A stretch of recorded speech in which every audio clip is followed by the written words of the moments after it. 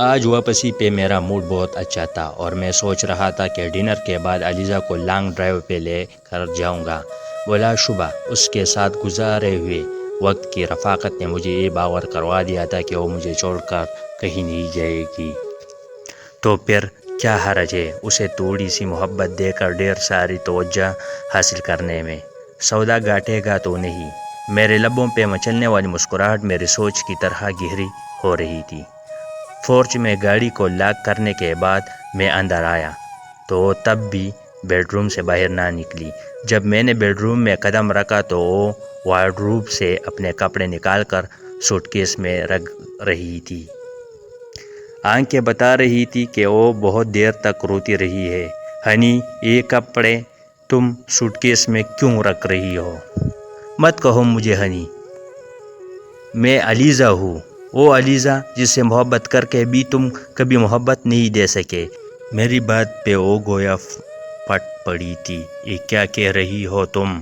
میں وہ کہہ رہی ہوں جو تمہاری اس ڈائری میں درج ہے۔ علیزہ نے ہذیانی انداز میں ڈائری میرے سامنے پٹخ دی۔ اوہ گاڈ!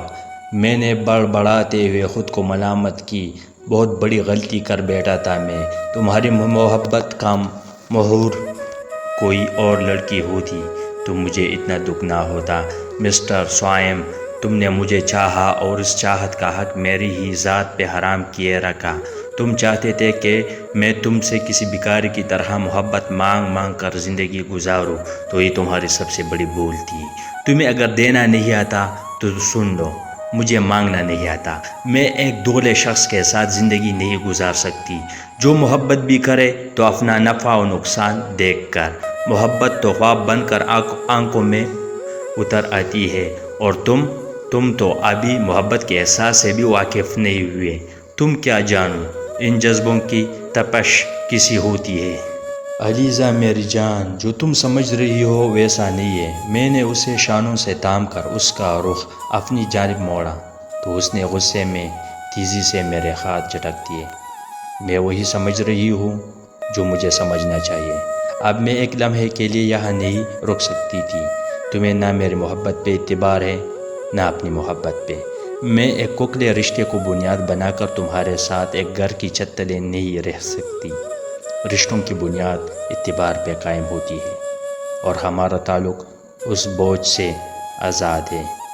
پھر یہ منافقت کس لیے؟ اس کی کسی بات کا جواب میرے پاس نہیں تھا، اور ہوتا بھی کیسے؟ وہ سچ کہہ رہی تھی۔ میں تو شاید اس جذبے کی گہرائیوں سے ابھی واقف ہی نہیں ہوا تھا۔ محبت جس کے لیے جنم لیتی ہے اس سے چھپائے کی ضرورت پیش نہیں آتی۔ لفظوں سے ادا نہ ہو تو عمل بن کر باور کرواتی ہے، اور میں نے علیزہ کو کیا دیا تھا؟ کچھ بھی نہیں۔ کسی کو دینے سے پہلے کچھ اپنے پاس ہونا ضروری ہوتا ہے، اور میرے پاس تھا ہی کیا؟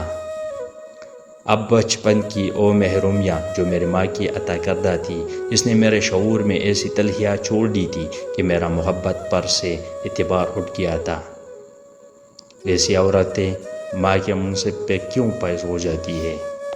جن کے بچے میری طرح عمر بھر ممتا کی محبت بھرے ایک لمحے تک کے لیے ترستے رہتے ہیں، اور میرا دامن تو بچپن ہی سے اس حقیقی جذبے سے حاوی تھا۔ میں علیزہ کی جوڑی کیسے بھرتا؟